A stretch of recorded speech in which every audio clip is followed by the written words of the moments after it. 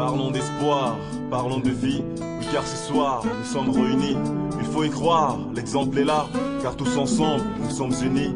L'Afrique qui souffre, sans le vit, mais je sais que l'espoir est un bien pour demain. Alors monsieur Henri Auguste, bonjour. Bonjour.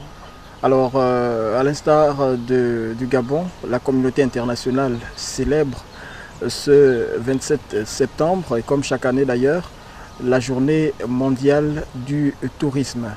Le thème retenu pour cette année 2014, c'est le tourisme et développement communautaire. Alors, partant justement de cette notion qu'est le tourisme, quels sont les aspects qui peuvent justement expliquer que le tourisme est un atout pour le développement d'une nation comme la nôtre d'ailleurs? Écoutez, d'abord, il faut voir à travers le tourisme un moyen d'avoir des activités financières intéressantes par un apport de devises étrangères. Ensuite, quand même, ce qui permet de faire découvrir notre pays, qui est de ce côté-là bien loti, que ce soit au niveau de la nature et d'autres choses.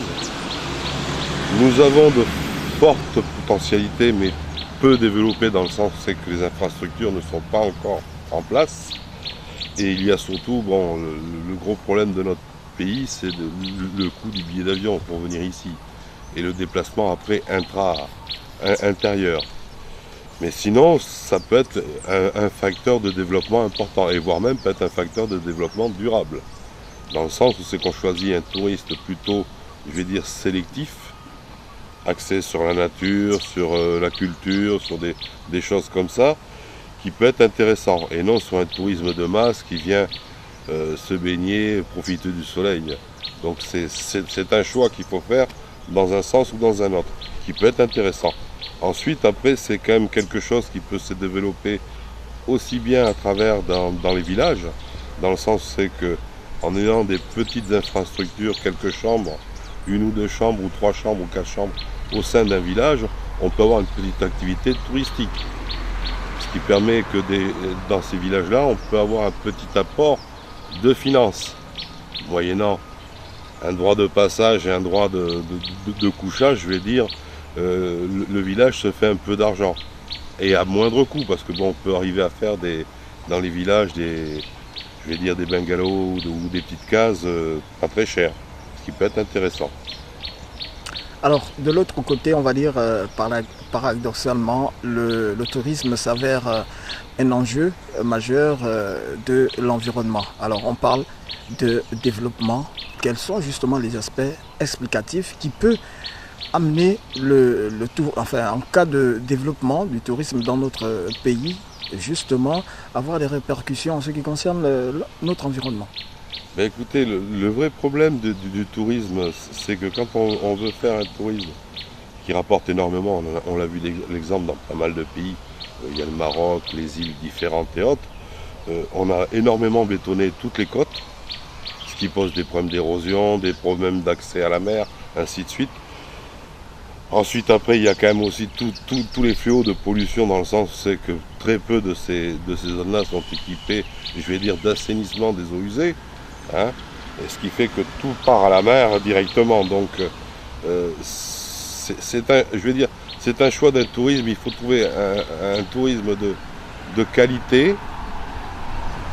Qualité ne veut pas dire cher, mais de qualité, tout en respectant son environnement. Respecter son environnement, dans ce cadre-là, veut dire qu'il faut profiter qu'on ait une nature qui est encore relativement vierge dans notre pays, pour ne pas la détruire. Donc implanter des centres touristiques, je pense que c'est une bonne chose, mais il faut que ce ne soit pas du tourisme de grosse masse. Sinon on va en arriver à ce qui est arrivé dans notre pays, à des grands complexes hôteliers touristiques, bétonnés de partout, des côtes qui sont devenues affreuses, où il n'y a plus d'intérêt à la limite. Et ça, c'est pas le but recherché. Je pense qu'il faut avoir un tourisme réfléchi, de petites quantités au sein des infrastructures. Donc d'abord une possibilité de pouvoir avoir un échange avec ces gens-là aussi, parce qu'il y a ça aussi, si on veut attirer les gens, faut qu'il y ait un échange, c'est pas uniquement que les gens passent et s'en vont.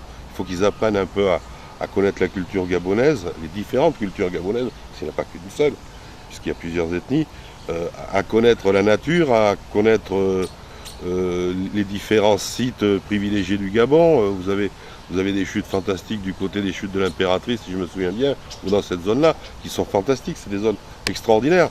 Mais il faut pouvoir y avoir accès à des coûts moindres, parce que le vrai problème actuellement, c'est quand même le coût de tout déplacement dans notre pays. Prenez un exemple, si vous voulez aller, je sais pas moi, à Koulamoutou, ou même à Minkébé, ou même à... C'est des coûts prohibitifs. On ne peut pas, quand on est touriste, avoir des prix extrêmement chers par rapport à d'autres pays.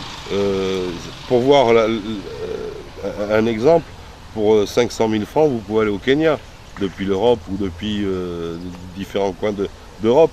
Et 500 000 francs, vous ne venez pas au Gabon aller-retour, malheureusement. Et c'est ça le vrai problème, c'est que pour intéresser les gens, il faut d'abord qu'il y ait un billet d'avion à un prix abordable, des coûts sur place qui ne soient pas trop élevés, des moyens d'accueillir des gens dans de bonnes conditions, un bon accueil, et je pense que de ce côté-là, il vaut mieux plutôt se rabattre vers, je vais dire, un tourisme un peu communautaire, dans le sens c'est que ça se fait au sein de communautés, avec par exemple dans les villages, comme je vous ai dit, de 2, 3 chambres ou 5 chambres, qui peuvent accueillir 2 personnes. Hein. Ensuite, après, leur faire découvrir la manière dont nous mangeons, dont nous vivons. Et ça, je pense que ça peut être un attrait pour notre pays, ce tourisme-là. Mais évidemment, c'est loin du tourisme de masse. Brasser des milliards, ou des millions, je vais dire, de touristes, c'est peut-être pas le but qu'il faut rechercher. Il faut peut-être chercher plus un tourisme de proximité. Et ça, c'est peut-être le plus intéressant pour tout le monde d'ailleurs. Parce qu'il y a un échange qui se crée entre les touristes et les gens de chez nous. Et ça peut être enrichissant des deux côtés. Apprendre à mieux se connaître, apprendre à mieux connaître nos différences.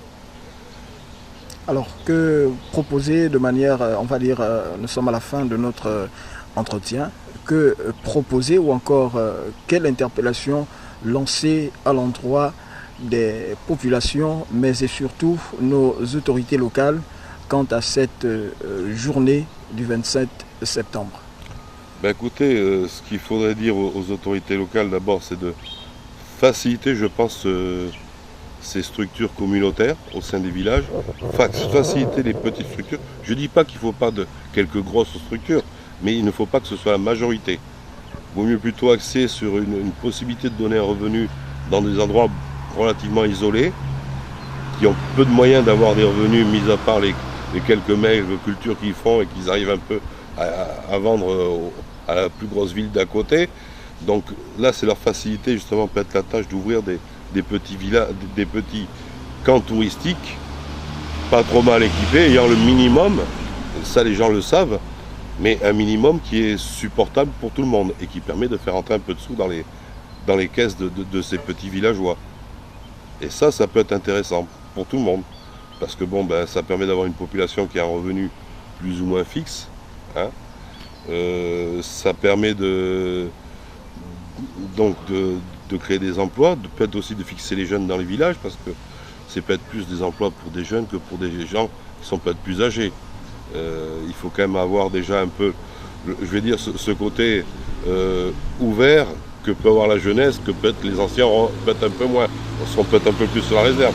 Donc il y a peut-être des possibilités d'ouvrir des emplois pour des jeunes, et ça c'est important, surtout dans le monde actuel où c'est que nos ressources pétrolières commencent à diminuer et que le pétrole ne sera plus dans le futur le point de mire de tout emploi. Donc il faut trouver d'autres solutions. Il y a l'agriculture, le tourisme peut être un très bon élément de développement pour le futur, mais le tout, il faut que ce soit un tourisme réfléchi. Pas un tourisme, je vais dire, comme on le voit dans certains pays, où c'est des millions de gens qui viennent, qui passent, où on a fait des structures hôtelières en dehors de toute, je vais dire, étude écologique ou impact environnemental, sans aucun intérêt, parce que c'est vrai qu'il en faut aussi pour ces touristes-là, mais je pense qu'il y a maintenant une autre façon de voyager, et il y a une autre façon de venir dans les pays et de les découvrir. C'est mon opinion. Maintenant, est-ce que ça sera celle des autorités politiques? Ça, c'est une autre affaire.